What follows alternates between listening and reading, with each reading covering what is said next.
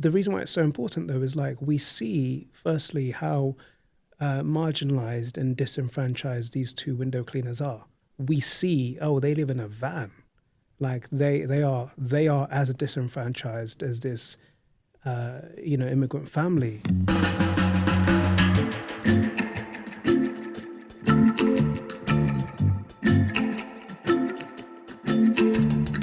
This is Writer's Mosaic in Conversation. Jonny Wright talks to the British-Ethiopian actor, playwright and filmmaker Beru Tessema about channeling his migrant experience in his work.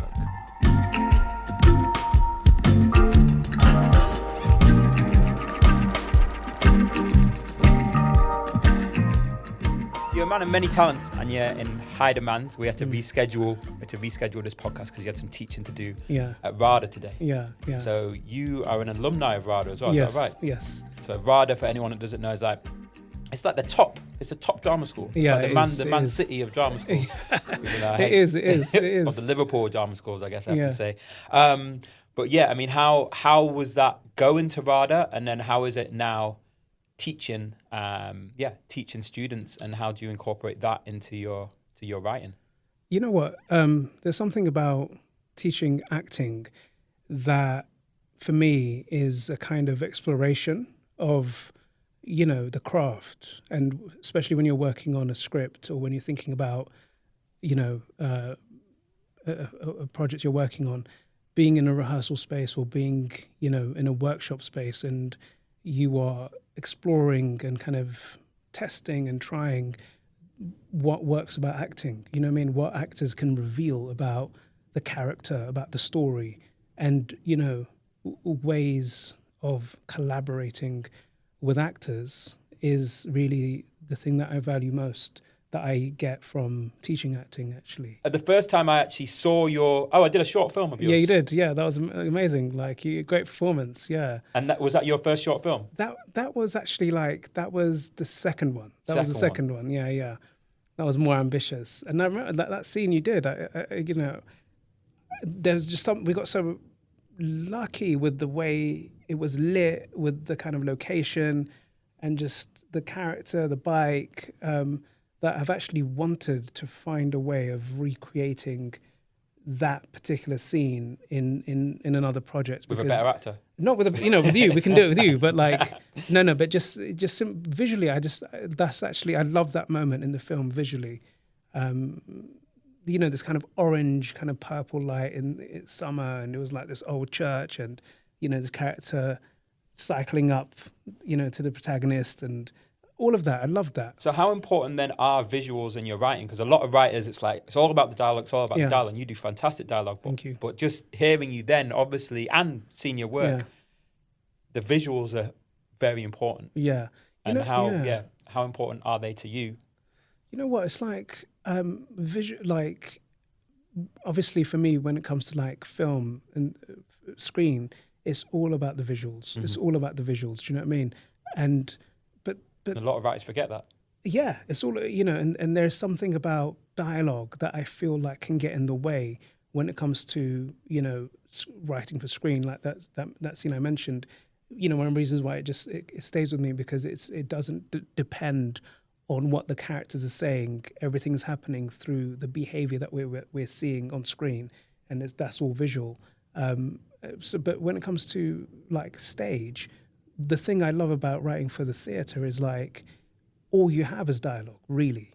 And the dialogue can be visual, but it can only work if it's active. Do you know what I mean? If it's active, visual, kind of muscular language that I think is easy for good actors to really step into. But on screen, I just feel like one has to be quite... I think one has to be, really careful with the way you employ dialogue, because otherwise it can crowd the space, and kind of distract the audience, Absolutely. And then when I became an audience member, the first time I was an audience member of one of your pieces was a theatre piece. Yes. At the Bush, and it had a fantastic actor in. It was you. Oh, it was your what was it called? Exile North Wheezy. There we go. Exile North Wheezy, and and it was at the Bush. I feel like it was in between one of the lockdowns. Yeah, it was. Yeah, like Dan. And how was Bailey. that experience being in it and writing it? Yeah, it was a one man. Yeah, just describe it briefly. So it's a character. It's about twins, and it's it's kind of exploring mental health, and the kind of. So it was a one man show with two characters. With two characters, exactly. One man show with two characters. That show, it was like we were at the Bush. We were testing ways of working with audiences because we were just coming out of like lockdown, and there is something about that piece in particular at that stage. It had a kind of performance, poetry feel to it, so you can achieve it with one actor. It really did depend on the words and the way those words were delivered. You know what I mean? It kind of like had to be two very distinct POVs. One POV is struggling with mental health, the other one is trying to kind of connect with the other character, so the kind of opposition or the kind of obstacle was clear. But for me, one thing I always bear in mind is I used to hear this thing of like Shakespeare, when Shakespeare wrote, it was like it was written to be spoken. Any play that's written, it's written to be spoken. It's not written to be read. And so that's always in my head. So so that was a great opportunity for me to like speak the words out loud, and in speaking the words out loud, seeing what worked and what didn't. Do you know what I mean? It was, it's kind of amazing actually, like having an opportunity to kind of, go there with it. And I agree absolutely with what you say about that theatre is meant to be seen and spoken. Yeah. But don't do yourself dirty, man. Because I've seen your plays, all three of your plays they've been on at the Bush, and now I've read them. Yeah, okay, and cool, they read well, Oh, they read thank well. Thank you. So your first full length play at the Bush was House of Life. Exactly. Yeah, House of Life. Yeah. So talk to me, man. Twins is a theme of the short film that it is. I was in of yours. It's kind of like duality. I'm really interested in like duality. I'm really interested in different ways that people can respond to the same circumstances. Do you know what I mean? And I'm also like really interested in the question around like nature versus nurture. Do you know what I mean? And like choices that people make, and like to what extent does their environment affect that, and to what extent does who they are affect that, and also that I think there's a kind of poetry to twins that I kind of find appealing as well, and a way of just digging into perspectives. And it's that effect as well on mental health, which I noticed, especially in the three pieces we've just mentioned. Yeah, definitely. And so, what's your relationship to what? writing about that? I feel, for me, it's something that I've seen, and like particularly in the African and African Caribbean communities, in like Western diaspora, I think this is a big theme, and it's something I've seen people go through, and I just feel like it's not given enough of a space to be discussed, to be examined, to be thinking about ways of particularly young men and young men and women who go through these experiences to do with mental health, and sometimes things escalate and get worse rather than interventions that can help them basically. And I think part of that is to do with there's not enough awareness around it, and particularly when it comes to like within the African and Caribbean communities, there's something about the clash of cultures, that I think can contribute to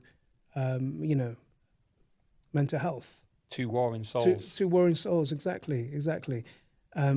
So for me, it's a big question as well. It's a big question in terms of like what are the things that cause like psychosis in young black men, for example. Is it most people know about cannabis-induced psychosis, but what are other things, you know? And then even looking at that, like what leads some people to rely on cannabis Yeah, exactly. in the first place. Exactly. Yeah. Yeah. And so, you know, to do with like self-medication, you know, to do with being othered, you know, to do with like what is it in the society that makes us want to self-medicate, and what is it in the society that makes us so fragile and kind of vulnerable? Do you know what I mean? You know, I think plays or films can ask questions, and I think questions are more useful than answers, because, you know, there's no one goes on a journey and discovers, but it's really to do with, you know, asking the question.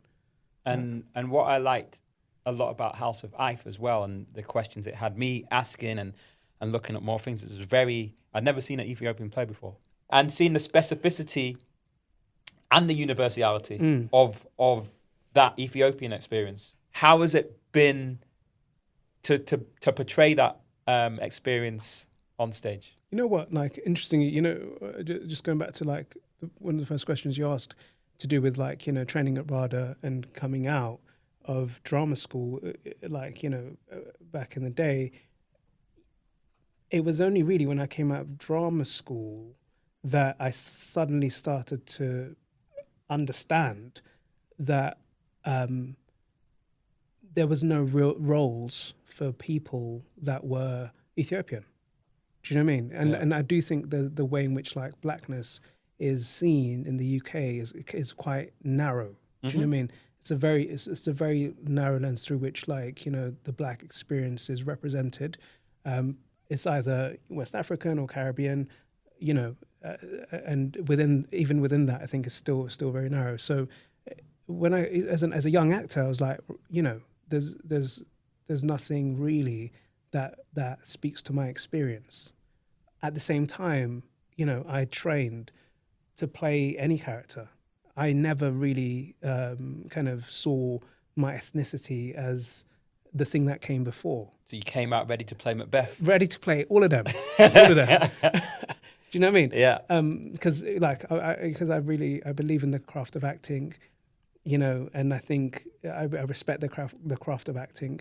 And, you know, when I came out, I was like, primarily, you know, I'm an actor. Do you know what I mean? And but the industry quickly made me realize, you know, you are you know, you're from a country that not a lot of people know about, and you look slightly different, so you don't fit our idea of blackness, and therefore there's no space for you. That was, as a young actor, that was the kind of what I had internalized. You know what I mean? I think things are changing now because of you.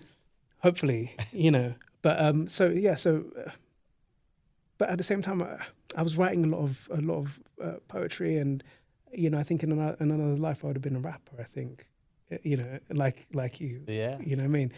You know, I was writing and performing. I was doing that before drama school.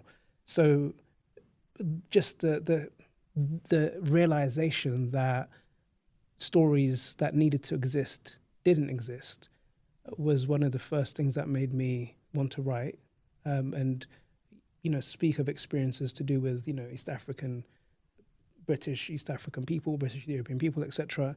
And, you know, that exploration developed, and I'm a big fan of, like, you know, the big, you know, naturalistic theatre. I'm a big fan of people like Arthur Miller and, you know, Tennessee Williams.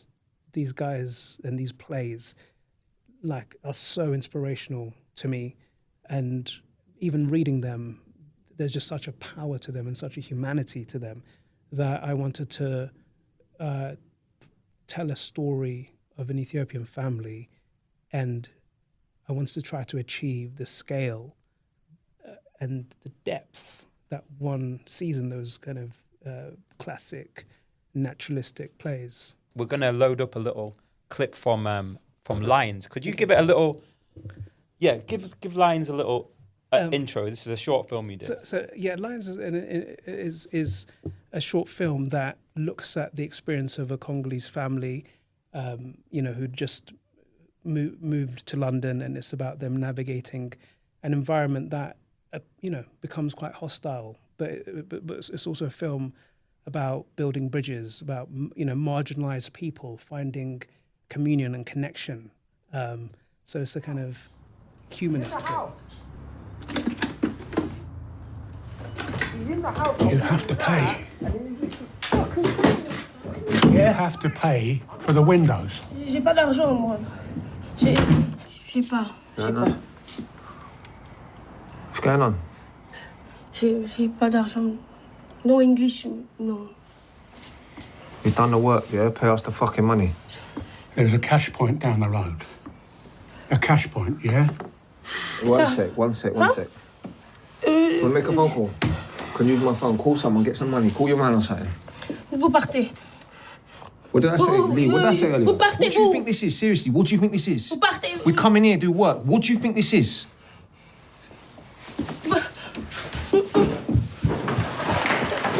Famille ici. What's this? C'est ma famille. C'est ma famille. Hey, Lee! Lee! What? Look at this! Non, Come here! c'est ma famille. Shut up! C'est ma famille. Shut up! ici. Get off me! What are you grabbing me up for? Grabbing me up! What are you talking about? Look at this! Illegals! This is where Matt used to live. I told you that earlier in the car. This whole block is full of them. Famille ici. I said this earlier. I said this in the van earlier. Why are you getting in my space? Get away! Don't! Hey, listen! Don't make me hit you, yeah? I ain't gonna hit no woman, yeah? We had seen these two window cleaners who are white British, so the kind of what they represented in the space, aggressively pursuing, being paid. They didn't get paid because, Rosie, the central character, can't speak the language. Up until this point, these two window cleaners have been like these antagonists. Mm-hmm. And, Rosie's central character is like she's like, I need to get the letter back. And I don't have anything I can give them. They want money. But all I can do is I can make food. I can make food and I can offer them food. And so, and Jojo, the little boy, the fact that he puts on his mask, this kind of lion's mask, which in his imagination, the child's imagination gives him superpowers. Lion of Judah. Exactly. After he'd witnessed what these guys have done in terms of the fight they have with his dad, So the reason why it's so important, though, is like we see, firstly, how marginalized and disenfranchised these two window cleaners are. So suddenly they stop becoming these kind of antagonists. It's like we see, they live in a van. Like they are as disenfranchised as this, immigrant family. And I loved that because up until then, they were how you expect those kind of white working class reform voters exactly. to be. Yeah. And then I love this twist. Yeah. When it's like, actually, there's a shared humanity exactly in that working class experience. Exactly. But also you didn't canonize them. They didn't become the heroes or the white saviors. It was still like, begrudgingly they took the, so it's not going to be United colours of Benetton, hand in hand. Yeah. Everyone's, kumbaya. Yeah. It wasn't that. It wasn't that. It was much more realistic. A brief moment of human connection. Yeah. A brief moment of, a communal experience of sharing food. One of the window cleaners refuses the food, but then we realize later on he's actually eaten the food. Do you know what I mean? So he hands the empty plate back. Exactly. They hand the empty plate back. So it's, it's really about, we are, especially now, we made that like in 2022, at the end, 2022, 23, around that time. And, it's interesting seeing the kind of rhetoric and seeing what's in the air, which is so divisive, which is so us against them, which is,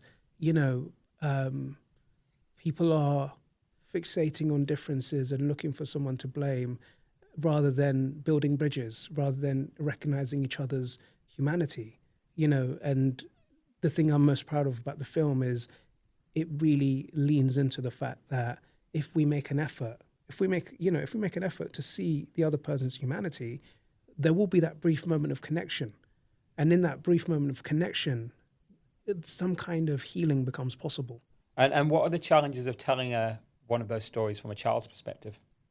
from Jojo's perspective. Yeah, specifically in Lions, yeah. That perspective allowed there to be a kind of magical realism, making that point of view believable, do you know what I mean, without it being fantastical. But also the way a child would see them, would see them with a certain clarity, without judgment, to see them without judgment, but also to still express who they are. When you're making something that's very naturalistic, it can be a bit heavy because of the subject matter and everything else. But having a child's perspective means we can. It's not a war outside. It's just recycling bottles.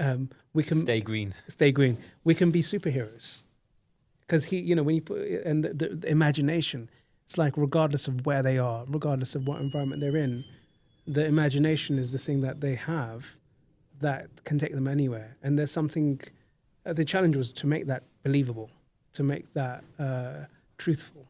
I think it absolutely was, and I think what the film did really well, and what House of Ife shows from a different vantage point, is this loss of innocence, especially from an immigrant point of view. It's like she comes here and she thinks London's going to be very different, and there's a great scene when she's in her sister's big place, which her sister is cleaning, and she's dancing around and showing people back in the Congo, this is my yard.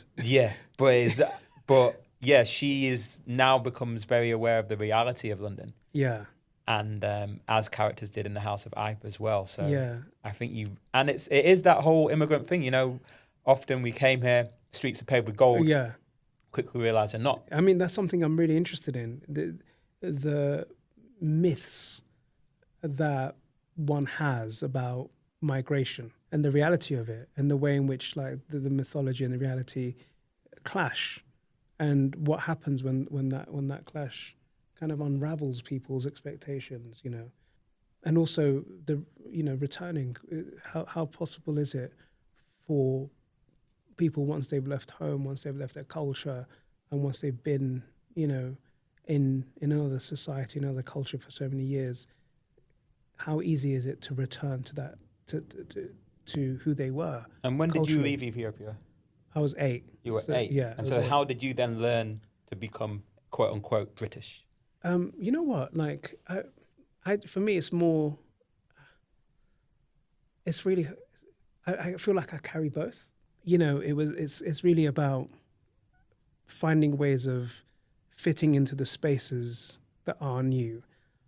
But one thing that is true is the idea of allowing yourself to be the fullest versions of every part of you. Do you know what I mean? Mm-hmm. So as someone who is an immigrant and the child of immigrants, and at the same time someone who's a Londoner as well, full versions of those can exist, and it took me a while to realize that. In fact, it took me going back to Ethiopia.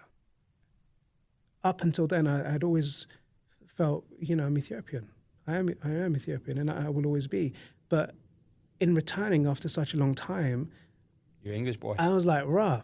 I was like, the way, people responded to me, the way I responded to the world, I realized actually all this time away has changed me on some deep level. Mm-hmm. And it's now that I feel like both exist, both can be full, rather than being one or the other. Gemini. Yeah, exactly. That's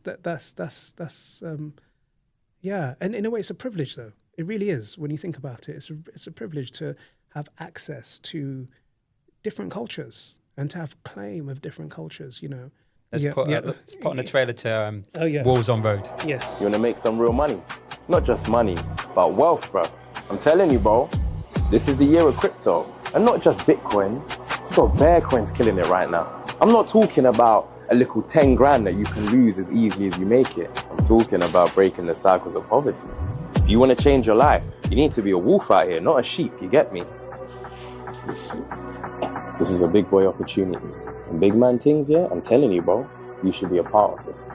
Be a wolf. That training day, how? So Wolves on Road, man. I saw it. I loved it. So the title alludes to kind of like Wolf on Wall Street. Is it? Yeah. Discuss It's, the wolf. it is. You know what? It's kind of like Wolf of Wall Street, but these guys are on road, and they're in an estate in East London, and it's about them hustling, doing what they need to do to find financial freedom. So it was inspired by the conversation I was having with with friends of mine from this from back in the day, etc. And I was kind of so inspired and interested in the way in which like people who would be perceived as being very like road were talking real financially literate kind of ideas and language and financial acumen. Exactly. And particularly to do with like digital finance, particularly to do with cryptocurrency. And, so I was really interested in how suddenly the access we have to various platforms and what technology has done is it's made things that were so far away to so many people actually in some ways possible, in some ways accessible. And seeing guys that know how to hustle in ways that are to do with crypto and all of that. For me, it was so interesting. Well, Abdul says that's how these bankers keep getting rich. They're wolves, innit? Wolves eating the sheep. Exactly. Yeah. Yeah. So why can't we do it too? Why can't we do it too? And so much of it is to do with language. So much of it is to do with the language around finance that makes it sound inaccessible. And actually what these guys do is they acquire the language that makes them understand actually, yeah, we can reach that. We can have that. We can participate in that, Yeah, if you could just read us a little bit of Manny from Wolves on Road, yeah. Okay. Nah, all the madness we've been through proper opened my eyes, innit?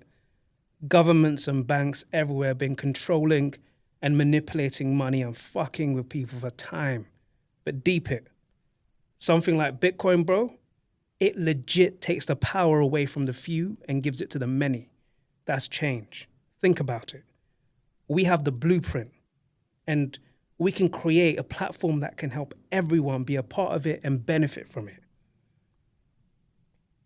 I think that's great. And it got me thinking, it's like, yeah, like, is there, because I've reluctantly accepted that capitalism might have won, or at least that socialism has lost, maybe. So now I'm kind of thinking, is there an alternative, or maybe that we shouldn't be looking at things in those two binary things anymore, in that Cold War binary way. But then I'm thinking, is there a capitalism that we can use that benefits us more? When I say us, I mean the global majority. Yeah. And it really got me thinking about crypto and because there's a line in there about how Western Union takes so much money when you're transferring the money. It takes money both ends. Both ends, and it's really exploitative. And we don't own Western Union. Exactly. I mean, even by name, we know we don't own Western Union. Exactly. So it's like, is crypto, is it better for us? I think in many ways it is. It can be. Although Fevan, the mother in there, thinks it's gambling. You know what, for example, in the play, this platform that exists that's primarily about, transferring money from, like, let's say from around the world, and it's a platform that the community collectively owns. And to transfer money, you don't have to pay. You don't have to be exploited in order to send money back home. Do you know what I mean? Mm-hmm. There's the technology that exists that can make that possible. And I think, to end on an optimistic note as well, I think what you're doing so well is reflecting people's lives who ordinarily are not reflected on stage, not reflected on screen. So if by then seeing themselves on stage and on screen, you're making their experience here it's a little bit better. Thank you, Jonny. I appreciate that.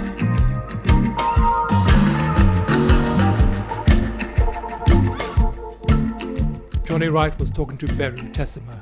To hear more writers, go to writermosaic.org.uk.